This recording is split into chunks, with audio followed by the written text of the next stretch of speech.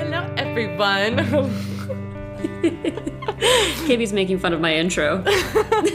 Hello. And it sounds so good with the music, though, you know? Like, actually, it works out pretty well when Carly, like, puts the overlays of music. So, do. Hello, everyone. Hello, everyone. So, hello, everyone. Now that Kibby's made fun of me thoroughly, we are going to talk about breakups today. Breakups and heartbreak. I don't know if this needs much explanation. Everybody's gone through this. It sucks a whole lot. And this is one of these situations where I think it's especially good for the theme of our podcast because all of us have been in that situation where our friend is broken up. Maybe they're broken up for the 90th time with the same person. Maybe they're the one who dumped the person and you have to be there for them. And it's really confusing. Like, do they want me to trash their boyfriend or girlfriend? Do they want me to remember the good things, the bad things? Do they want me to drag them out drinking karaokeing at 3 a.m. or do they want me to sit there and eat ice cream with them? It can be really confusing to know what to do.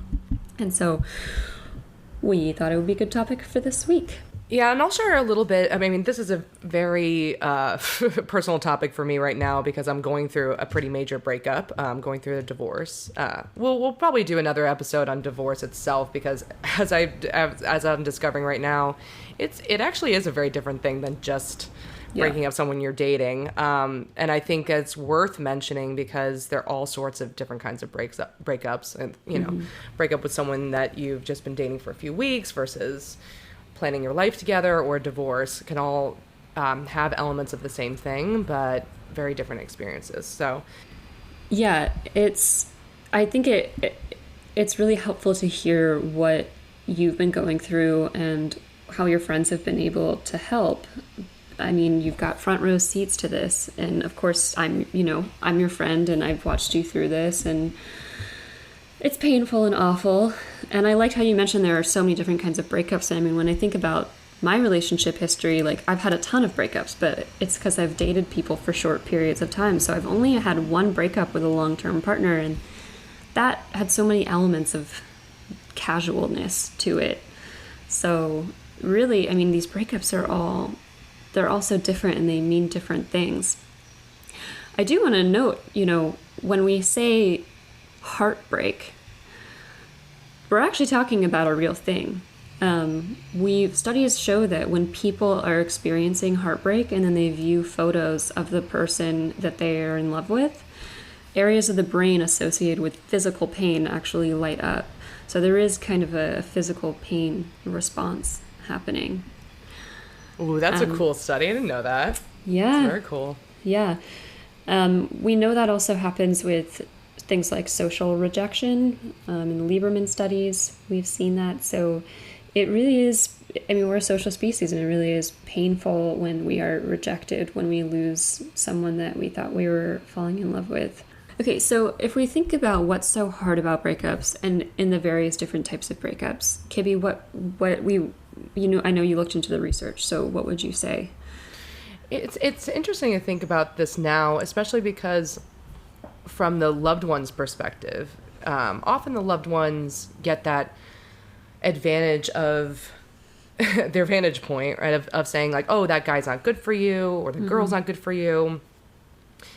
This is so obvious that you're better off, right? It could look very simple from the outside. And I always say that people don't know the inner workings of a relationship, right? You never know what it's like to be in that person's relationship. Only the two people in it know what it's like, and even they have different perspectives on the same thing, right? So for loved ones, it could be really obvious about, oh, you're broken up, that's great, let's move on. But for the person in it, it's a whole world. So there is a difference there, and it's more important than ever for loved ones to be involved because you're the support network, right? That person breaking up is going from having this intense, intimate social support to like needing to recruit their friends and family members again, right? So this is a really, it's a really good topic for us because it is a very systemic phenomenon, right? Like the social networks really recruited. So, I mean, for me, I think what I'm going through right now, especially in the context of a divorce, is something that I read a little bit about in this article that came out in 2011 by Rhodes and colleagues about about why breaking up is really hard.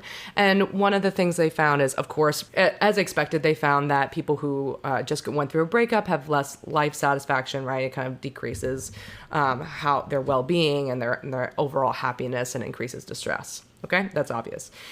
What they pointed to, which is really nice, is that the more connections and more life investment the couples had in with each other, the harder it is. So with there's an investment model of relationships that argues that committed, intimate relationships are characterized by investing resources like sharing secrets, sharing really personal information, sharing friends, sharing a household, pets, right? You kind of intertwine your life the more and more you get serious with someone.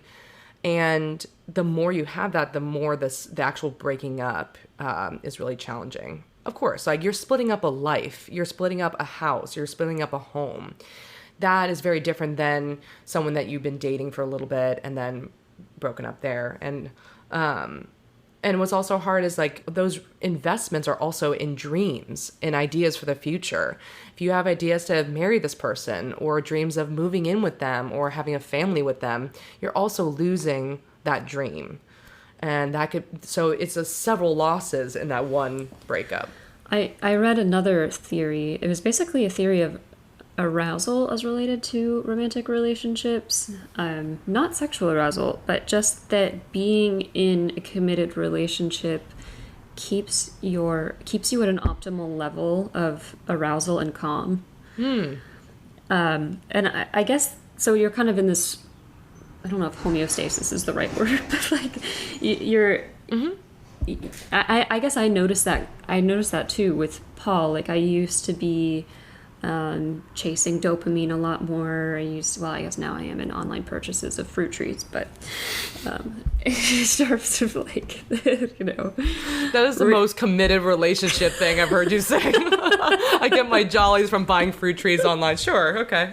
Continue. I'm up to 20 different kinds of fruit. But no, I tell that I'm in general like much more calm, but not lethargic. And so that's just one of the theories, is that it keeps you at this kind of optimal level. And I think the important thing to think about when we talk about these sort of obvious points is that they might not be that obvious when you're helping a friend through a breakup. Because if all you can see is that guy was an asshole, then you might be just thinking, wow, they're so lucky to get out of this, thank God. Like, why would they miss that person? But they're breaking up with a lot more than just that person. They are breaking up with their social support, with the intense connection they had, with the shared resources they had, with this state of being, just this. I guess if it's a chaotic relationship, they might not be experiencing that kind of optimal arousal level, but maybe in relationships where they were bored by the person or was just with a wrong person, they're just losing this kind of comfortable body state in a way. Yeah. You're losing a home base, right? The feeling of like soothing when you come home, even if it's something negative, it's still familiar.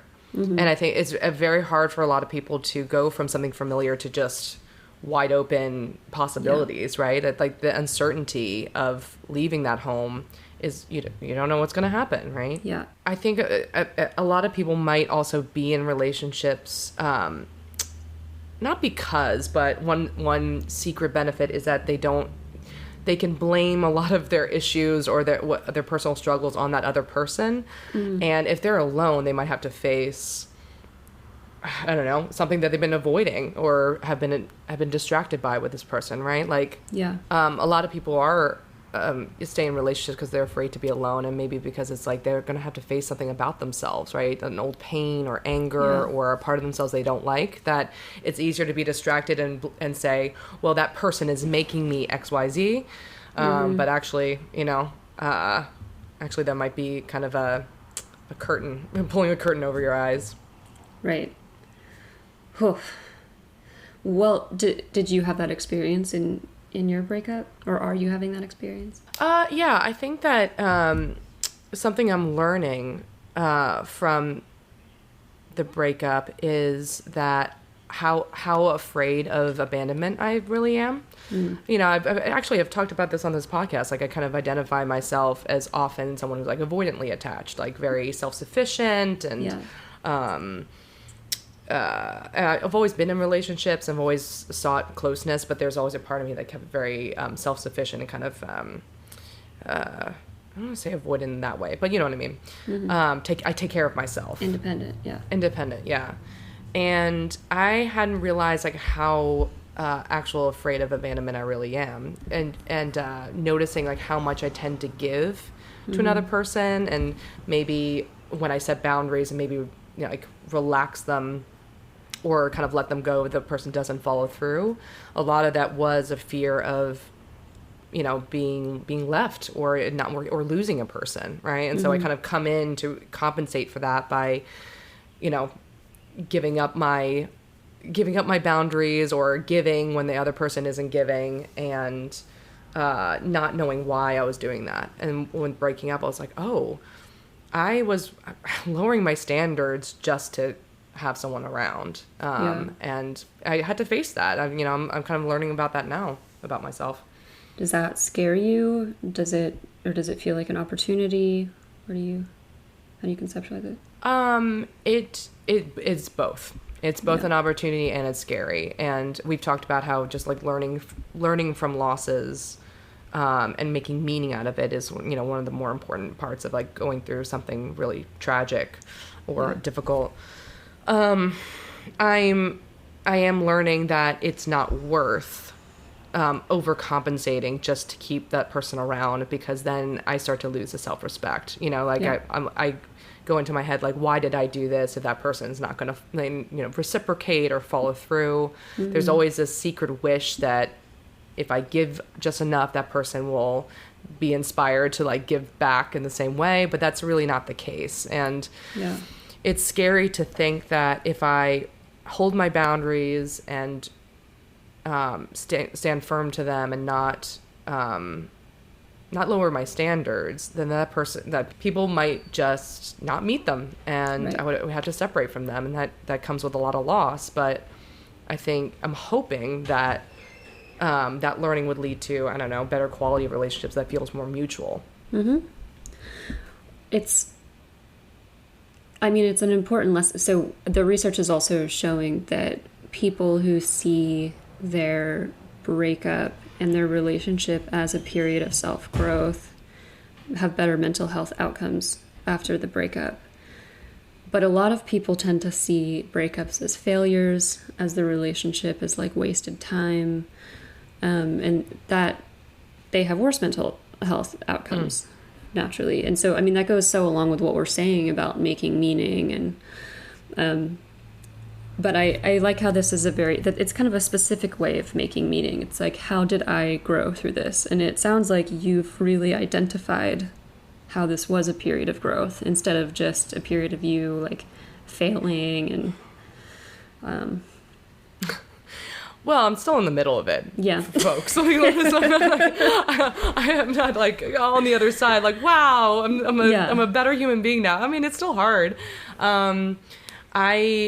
I think that I take the perspective, you know, it's funny when you were talking, I was thinking of the Eternal Sunshine for the Spotless Mind, that movie of like, when you feel like such a painful breakup, there's this fantasy of wanting to just like cut that person out of your memory. Like, you know, like what if that person never came into my life?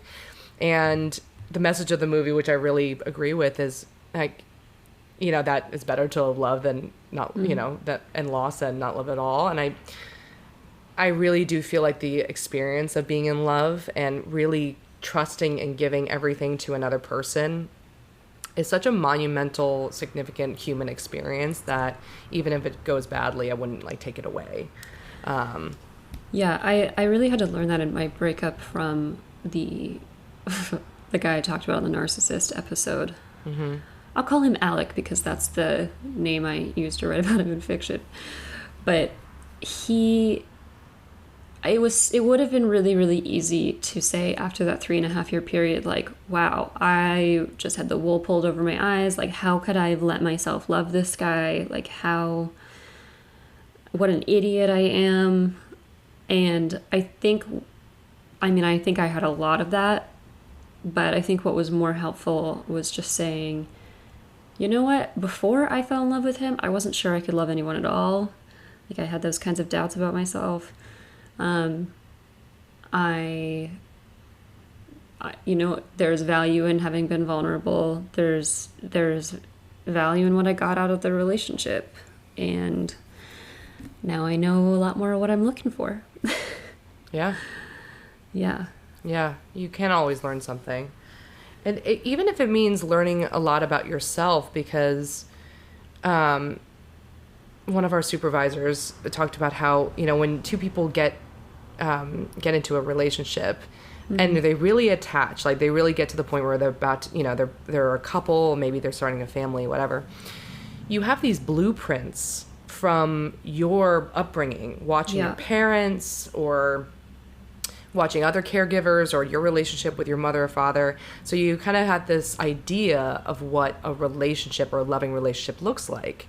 And that other person that you're attaching to also has their own blueprint. And if everything goes well, the blueprints kind of match up, mm-hmm. right? The mom has this role, the dad has that role, we fall into it, and it's, everyone's okay with it, right? But sometimes those blueprints don't match up, right? Like, like a single earner, one person is the earner and the other person does, other roles in the household, but the other person comes from, two earners in the household, right?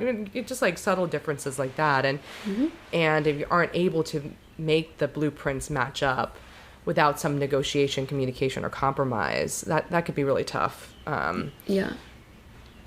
And I think it's very, very easy to blame yourself and see, again, just a failure, when in reality it's very practical and normal for those blueprints to not match up. I mean, I think in some cases it's because there wasn't enough flexibility, but sometimes not. I mean, you don't want to be totally flexible. Like, that's what you've learned. Yeah. And even if going back to like what you can learn from it, you can learn about your blueprint, right? Like, you could learn about what you're coming from, mm-hmm. and if that's something that you want, or if you want something to change.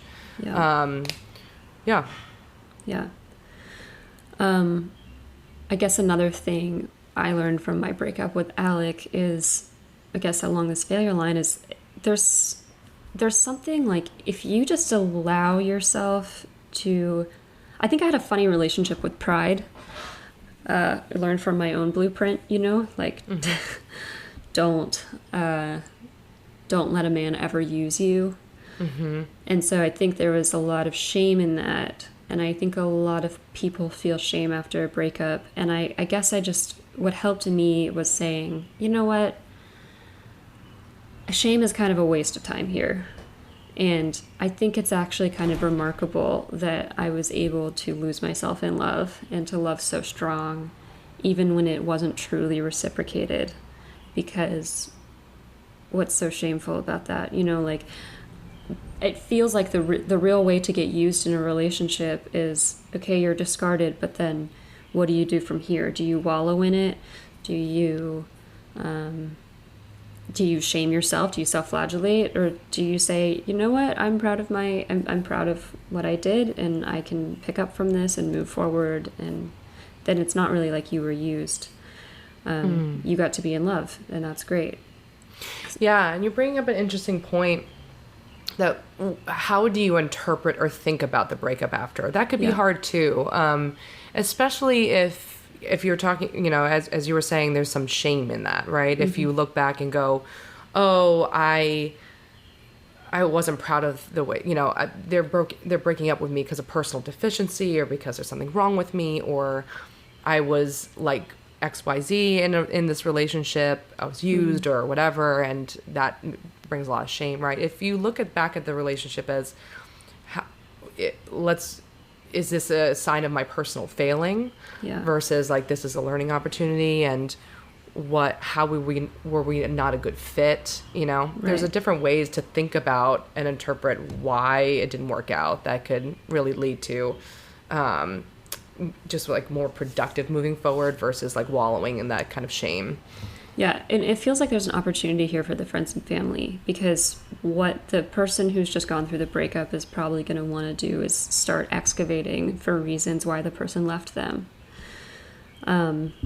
Like, was it because my breath smelled, or I wasn't good enough in bed, or I said the wrong thing on this date, or I wasn't exciting enough, or whatever. And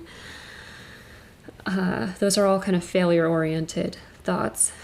Mm-hmm. You know, instead of, you kind of have to like give up some element of control here. Like, you're never going to fully know maybe why the other person ended it.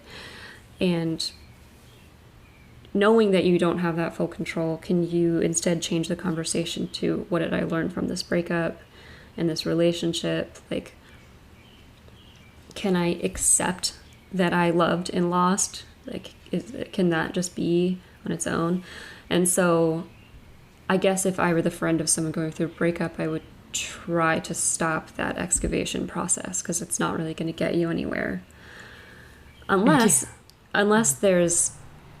it's a blueprint mismatch, and then it's like, okay, well, we can look at the kind of functional elements of the relationship and like, what broke down here? Like, did this really work for you? I mean, yeah, I think loved ones can really, I mean, it's tricky. I know this is a very hard thing for loved ones to be able to do, but like, basically what you're saying is help the people going through a breakup take a step back and look at the bigger picture, and maybe not just say if it's all their fault or it's all my fault, but like, why is this just a mismatch? Why is it that this is just not the relationship for you at this time?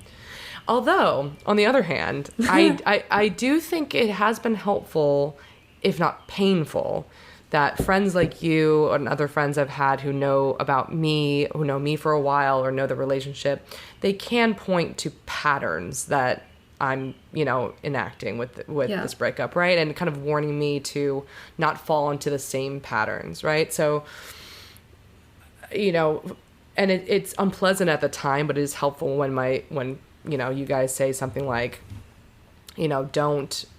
how to avoid relationships where I'm like the one-way caretaker, right? Or like, right. And, or like how to actually, increase, like keep my standards where they are or even higher for what they contribute to me, and then not try to make excuses or overcompensate when they don't fulfill them, right? Like you definitely do that for me, and at the time it makes me feel like, oh no, but but I want it, or like there's a part of me that resists it because I'm comfortable in that right. pattern, but I feel like you guys do a really good job of being kind to me, but also push me to try to grow and try to change the patterns that have led to dissatisfaction in my relationships ultimately.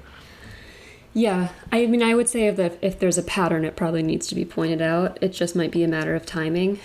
I mean, especially if that person's ready to go out and date again, it's like, okay, let's think about how to do this the right way. And, if it's a pattern that, I guess I would say, like if somebody's just been dumped, I probably wouldn't be like, well, you probably shouldn't have done X, Y, and Z again, because that would just that would be insensitive. But, you were going through a process breakup. Like it wasn't like a completely overnight decision. I mean, it was really thinking like, is this the right thing for me? Can I fix this? Like, is it wrong of me to end this relationship? And where do I go from here? Yeah. And so that's kind of a journey, Yeah, it's interesting. I don't know if anyone listening relates to this, but Caitlin, my friend that was on the trauma podcast, we talk about it like pulling the curtain away. So, when you're in a relationship that it's not working, there's that like pulling the curtain back metaphor that we use where it's like have a glimpse of, oh no, this person isn't right, I'm going to have to break up. But then I close the curtain a bunch of times, being like, no, it's fine. I'm going to deny and kind of ignore the problems. And for the sake of not losing someone, I will just kind of pretend it's not an issue. Yeah. And I would keep going through that process of like realizing that it's not the right relationship and then pulling the curtain back. And then at some point, there's a moment, and you don't even know when it is, but of pulling the curtain back entirely, and then you really can't go back. Yeah. So that point of no return where then you realize, like, it feels kind of like this distancing disgust feeling of like, ugh, I can't go back into this relationship. I see the issues and I can't unsee them.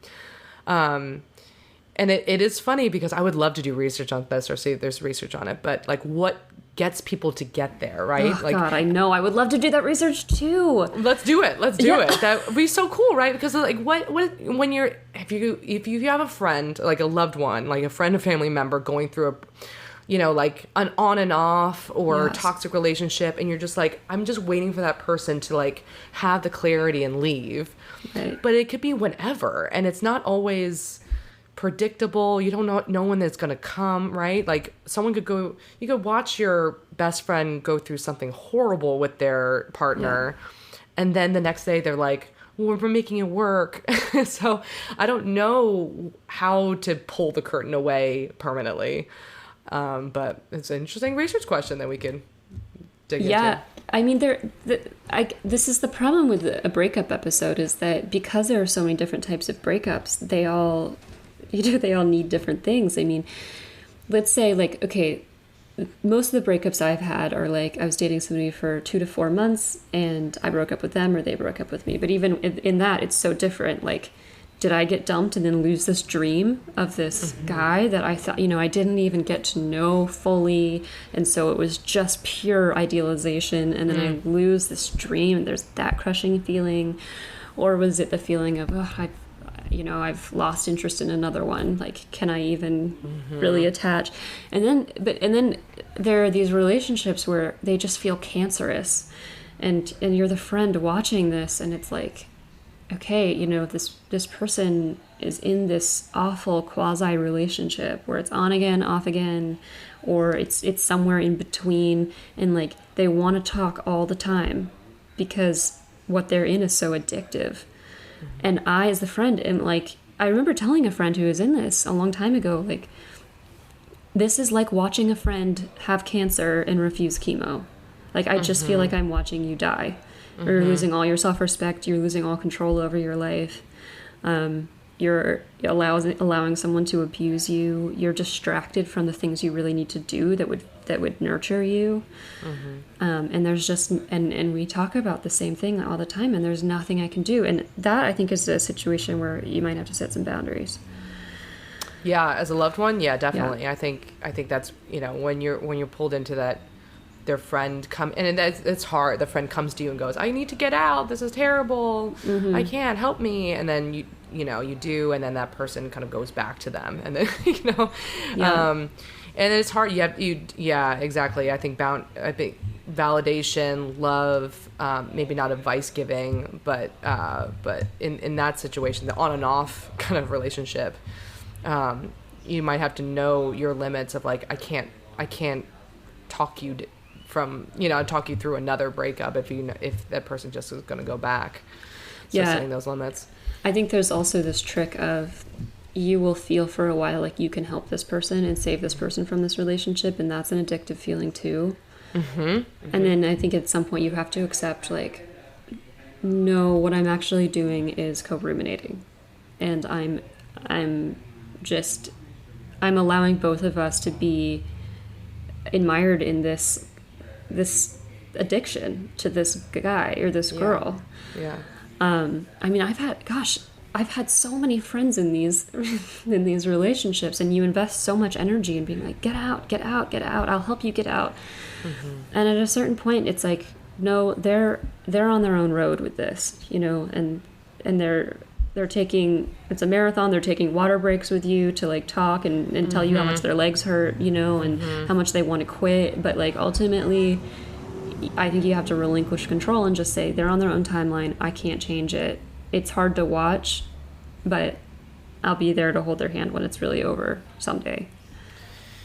Yeah. Yeah, I mean, it feels a little bit like watching someone with struggle with any addiction, right? Like with any kind of substance. So like, I want to stop. This is terrible. But then they go back. And so that you have this kind of like, you know, I'm here to support them. Let's do this. I believe in you. And then you're kind of disappointed, you know? So it is tough. And those are the moments where you have to say like, okay, I can't either. I'm going to limit how much, time I spend talking to this person or invest my energies in this, or you know, maybe like set that boundary completely or just not give advice but it's so that's a really hard situation for a loved one to be in.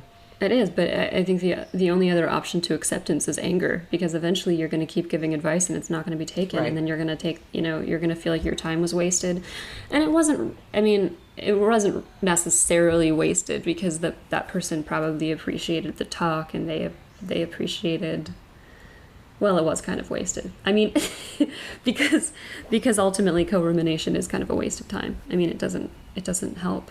But, yeah. So there's that kind of breakup. And I don't know what to say about what finally, I mean, I was in that relationship too, and my friends had to listen to me and be like, what is she thinking? This is so obvious. And I wasn't taking their advice either. It took a kind of cataclysmic event to get me out of it, where I was like, I can't unsee this one. I mean, it's just so, the curtain is pulled. Rip the curtain off, and I can't go back. Yeah. I think that whatever form of breakup you have, I could think of that there are common principles for what a loved one can do to help. There's that immediate aftermath of when that person breaks up with someone, and I'm mostly speaking from what's been helpful for me in those moments. One is that emotional validation, right? And for that person, for my friends and loved ones to really just be with me in the sadness. And I think that's super important, because some people might want to cheerlead or want to just say, it's okay, move on, you're better off, right? To go straight into trying to cheer them up. Yeah. But I think it really is important to really sit with and tolerate the sadness that comes with a breakup, because sadness is an emotion that we have when we lose something and we need comfort from others, right? It's a signal to us, for even in our own psyche, to say like, I'm sad, I've lost something important to me. Yeah. It's super painful, super vulnerable and difficult, but every loss or breakup should have some sadness in it, or often does if it's a true loss.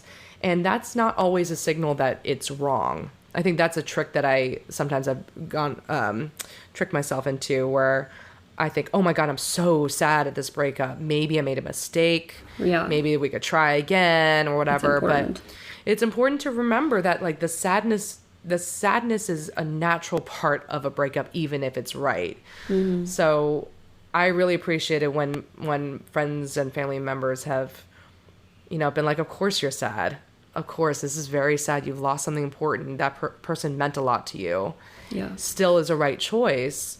But yeah, be sad, and you can be with that person in that, however, watching sad movies together, or just like listening to that person, or just holding them while they're crying, just like allowing them to be sad and not trying to skip over that part to be like, okay, let's get back out in the field. Like, just kind of like, okay, this is a sad period. So just that emotional validation and acceptance of sadness is really helpful. And in that space, you might have to, I don't know if there's like a clear tip I could give, but to really navigate the trash talking the partner. Yeah. Because especially if you're in the back and forth kind of relationship where the person might go back to them or whatever, if the friend or loved one says, oh, that guy's just a jerk, or that woman is such a, horrible girl, like just break up with them, they're just a terrible person, right? I don't know if that's necessarily great, because then if they do get back together with that person, you have all those like negative, like I don't know if just that's the healthiest place, just like go on the attack of like, yeah. Well, it also, I guess why I haven't loved it when people have done that for me is it's like, look, ultimately I decided to date this person for a while, so when we totally trash him and make it seem obvious that he was a terrible person, then I start to like defend my own judgment. Yeah. So, you know, just recognizing like there was something about this person that my friend loved and admired, and I need to respect that as well. Yeah, especially in this space, we're talking about just like the immediate aftermath. So the sadness is really intense and emotions are very high, and to kind of just layer into this guy's an asshole, it could be helpful. You know, you could see with all these tips, you know, just kind of feel out your friend if that's something that is helpful in that moment.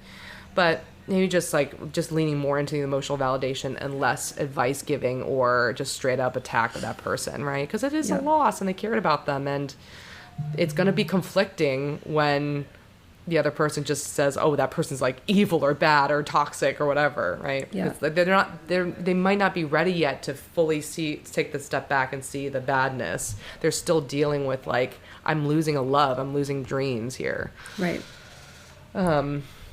Yeah. So I think the losing the dream thing is so important to keep in mind, and the losing resources and support and everything. But even when they were dating a real asshole or someone who turned out to be a liar or manipulator, like it's very easy to say you dodged a bullet, and you did, but also you lost your dream of what your life was going to be and what that love could have been and who you thought that person was. So like regardless of who they turned out to be, you still lost someone that you held in your heart, and that sucks. Yeah. So definitely.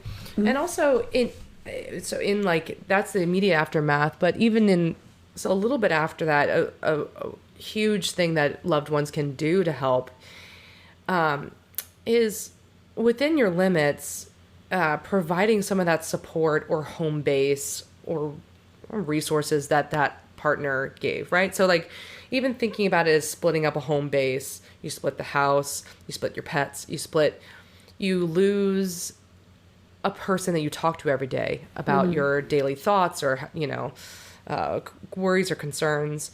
And sometimes it could be helpful to kind of like redistribute those things with friends and family members, right? Like, I used to, when I was in that relationship, I used to have someone that I would touch base with every day about what's going on or weird thoughts that I've had. And now I do that with my friends, right? I text you, I text Caitlin, I text other people. We're like, here's what I'm thinking today or whatever, right? And so, for loved ones to kind of expect that and maybe offer that, whatever they're willing to do of filling that space of like the social support that was concentrated on that romantic partner at the time. Yeah, and you don't have to fill it forever, but just to taper it off. Like I remember when Alec and I broke up for the final time, I was like, I have so much free time on my hands. I mean, before and ever I had a thought, I would just text him. I would know that we would have 5-hour FaceTimes. And so I remember reteaching myself the piano because I'm like, I don't know how to fill this space. But soon, I mean, within like even a month or two, you just get used to that space and you learn to fill it with other things. But if you can just buffer them and like just help fill that in the days and weeks afterwards, then I think that can be really helpful. And to remind the person, like, no, if I go through a breakup, it doesn't mean I'm alone. It doesn't mean I've lost everything. It just means, redistribution kind of my free time and my support. Yeah, and people going through a breakup have to like start a new life. Like think about how hard that is, where when you're in a committed relationship, it seems like that's the whole world, right? You forget what single life is like. You forget what you would do without them. And then they have to, reestablish routines and sometimes make new friends, right? Like you're losing mutual friends of the couple friends, and you have to reconnect with your single friends or new people that you hadn't talked to in a while. So there is this shift that the person going through a breakup has to go through. And it's just like getting what they need from other sources, as well as like establishing new routines. So loved ones can really help out with that. I'll share my story of my favorite breakup. It was one of my more devastating breakups, and it was very short. I only dated this guy for like a month, and I was so into him, and he dumped me I was at a polo match with my friend Joe Gett, because he's going to get a big shout out, and some other people. I was at a polo match, and I got a text breakup, which was lovely. And I don't know, I think, the feeling of being like discarded by this man was very quickly supplanted by a feeling of being incredibly valued by this other man in just a friendship context. I mean, Joe, I remember it started raining really hard at the polo match, and he was like, he gave me his sunglasses, sat me down. He's like, do you want to stay? I was like, yeah, okay. I'm just kind of dazed. And then I was like, you know what? No, I want to go. And he ran across, because the game paused. He ran across the field in the pouring rain to get his car, drove around, bought me a dry t-shirt, and then we went on this whole adventure. And just like, we went out to dinner, we got tequila shots, we went on this boat, like this ferry to this like little island. And I was just like, wow, I have a really good friend. Like, I have someone, I mean, I'm so sad, but there's something about the intensity of that sadness and that feeling of rejection and everything that almost can bleed over into a feeling of like intense gratitude or excitement or just some other big feelings. And I just was like, I'm never going to forget this day. Like, this day could have been so bad. It could have just been a breakup day. And instead, I'm always going to remember it as the time Joe Gett took me on a big adventure. Oh. Yeah, and it was just... That's nice. It was just great. Other people, I think, are going to need to... I mean, other breakups I've needed to just eat Chinese food, watch a Friends marathon, cry it out, have someone sit next to me and just listen to me. And then, and then do whatever I need. But I think there's some value in probably asking that person what they're looking for in that moment. Yeah, I mean, I'll do a shout out as well. I've had two really good friends, Alex Greer and Caitlin Fang, have come where I am, and we've got Airbnbs and all of the, all the things you're saying. We just ate takeout, rewatched Friends, just talked. Yeah, it was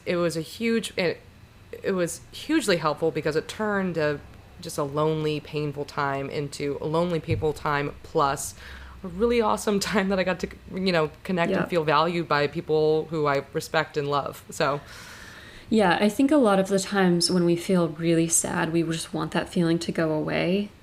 But I think there's, and maybe this is because I often avoid intense emotions, and so when I can't help but feel them, it's actually really memorable and valuable. But maybe just to lean in and be like, I feel really sad, and that feels really awful, but it like, at least I'm feeling something big, and this is something I'm sharing with other people, and I think sadness can really facilitate connection sometimes. When it bleeds into depression, it stops doing that, but this kind of more temporary sadness. It's a really good time to connect with others. And by the way, I believe there's a study showing that, in general, after watching TV, you don't necessarily feel better, but after watching Friends, people feel better. That show specifically. So, good breakup show. I would love to see that study. Who did that? I think Paul knows about it. Yeah. And so, and kind of to loop back on what we were talking about before, so there's that immediate aftermath of the pain, right, where the friend can really step in and offer any kind of support, emotional validation, take out, watching Friends, an adventure, just love and company. But also, I think we were saying before, when the person has some distance from the breakup and the sadness is not so intense, giving that person a broader perspective over the breakup, right? And even if that means, it means kind of helping that person learn productively from that time, right? If the person tends to blame themselves fully or someone or that other person, like that person, it's all that person's fault, or it's all my fault, I'm not enough. The friend could kind of come in with the other side and say, well, okay, well, what are the things that they did to contribute to this breakup, or how was it a bad fit and it's no one's particular fault, or how is it like kind of in line with some of the patterns, negative patterns that you tend to do, and can maybe break some habits moving forward, right? So the friend can kind of offer that broader perspective of, let's look at the whole thing, look at the whole situation, the whole complex set of like matching up blueprints or whatever, and give them not just like a one note interpretation of the breakup. Yeah. I would also say, if you are the person breaking up and you think you want to stay friends, which I'm actually a big believer in, but doing this immediately is probably not the best way to go. 3 months is how long I think not minimal, but that's how long rehab programs often are, right? Because it's about 3 months until you start a habit. Mm-hmm. And so I think a 3-month rule is a good idea, because you kind of break not only the habit of like having that person in your life, you start new habits, you start new routines, you redistribute that social support. And also, being friends with an ex can be really difficult, even if the feelings aren't there as strongly, just because it can be a really strange role reversal. And it can be really hard to just not be able to communicate with that person in the way that you used to. And so taking that 3-month break is also a way to kind of break those communication patterns, those expectations of each other, and kind of restart the relationship. Yeah, no, I totally agree with that. And also the research shows that in the wake of a breakup, having continued contact with the ex does increase and prolong the distress and the pain, right? Because you're trying to, as you're saying, trying to move on, trying to establish new patterns, but every time you are in contact with a person, it'll bring up old memories and bring up that pain. So I know it's tempting, right? It's tempting to stay in contact. You don't want to lose everything, but it actually probably sets you up, if you really do want to be friends with that person, it sets you up well to take that break, because you could establish your own lives and then come back in a different role, as you're saying. So otherwise, it's just, you might slip into those old patterns, right? Yeah, I would say if you've agreed to stay friends, to maybe make a mutual agreement to take that 3-month break, so you're not secretly waiting for them to text you or to reach out. You can just have that peace of mind, like, no, we're doing other things, but this distress I'm feeling isn't going to last forever. It will dissipate, and then we can start something new. I would also mute them on social media if you don't want to delete them as friends. The mute button, which I wish I had known about sooner, is a great option.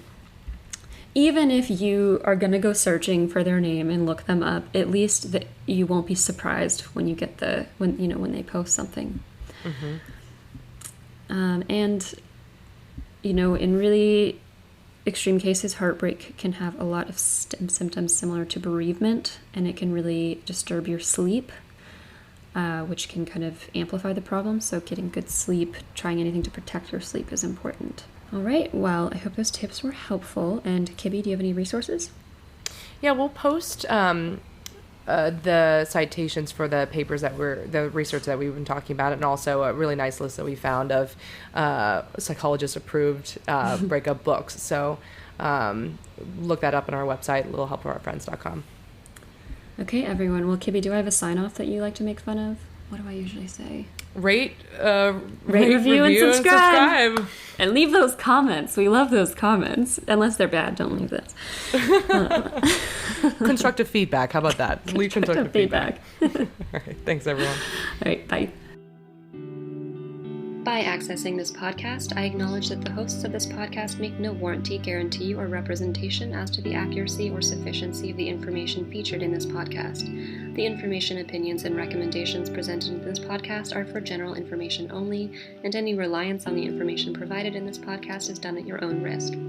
This podcast and any and all content or services available on or through this podcast are provided for general, non-commercial informational purposes only and do not constitute the practice of medical or any other professional judgment, advice, diagnosis, or treatment, and should not be considered or used as a substitute for the independent professional judgment, advice, diagnosis, or treatment of a duly licensed and qualified healthcare provider. In case of a medical emergency, you should immediately call 911. The hosts do not endorse, approve, recommend, or certify any information, product, process, service, or organization presented or mentioned in this podcast, and information from this podcast should not be referenced in any way to imply such approval or endorsement.